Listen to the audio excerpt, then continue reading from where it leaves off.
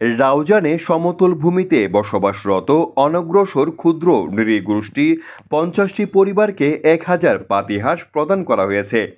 মঙ্গলবার 30 এপ্রিল বেলা 12টায় উপজেলার প্রাণী সম্পদ দপ্তর ও ভেটেরিনারি হাসপাতাল প্রাঙ্গণে অনগ্রসর ক্ষুদ্র নৃগোষ্ঠীর আর্থসামাজিক ও জীবন মান উন্নয়নের লক্ষ্যে সমন্বিত প্রাণী সম্পদ উন্নয়ন প্রকল্পের আওতায় সুফলভোগীদের মাঝে এই হাঁস বিতরণ করা হয়।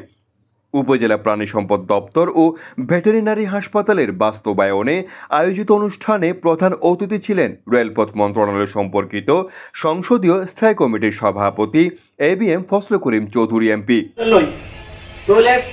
ডিম বেশি দিব এগুন এক সময় ধান হিসেবে আরা পাইতাম পাকিস্তান আমলত প্রায় 365 দিনের মধ্যে 300 দিন দিত।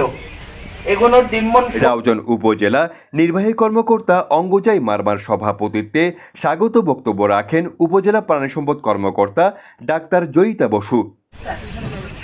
সমতল ভূমিতে নৃতাত্ত্বিক ক্ষুদ্র জনগোষ্ঠীর মধ্যে আমাদের সমতল নৃতাত্ত্বিক ভূমির এই প্রজেক্টের মাধ্যমে আমরা এবার 50 জন সুফলভোগী খামারিদের মধ্যে তার প্রতি ফ্যামিলিকে 20টি করে হাঁস বিতরণ করা হচ্ছে।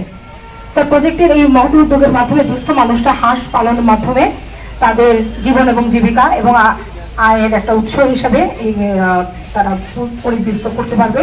LSP জাহেদুল আলম জাহিদ এর সঞ্চালনায় বিশেষ অতিথি ছিলেন উপজেলা পরিষদের চেয়ারম্যান AKM এহসানুল হায়দর চৌধুরী, রাউজান পৌরসভার মেয়র জমির উদ্দিন পারভেজ। সভায় অন্যান্যদের মধ্যে উপস্থিত ছিলেন পৌর প্যানেল মেয়র বশির উদ্দিন খান, দ্বিতীয় panel mayor advocate Samir Dasgupta, Jane Alam Jony, পৌর councillor Alamgir Ali, UP chairman BM Jasimuddin Hiru, সহকারী অফিসার হেলাল কাউসার, নাসির উদ্দিন, প্রান্ত সরকার, রুবেল মহাজন, সুনন্দা চাকমা, টুইঙ্কেল সূত্রধর, ফয়েজুল্লাহ, আব্দুল আজিজ সহ আরও অনেকে।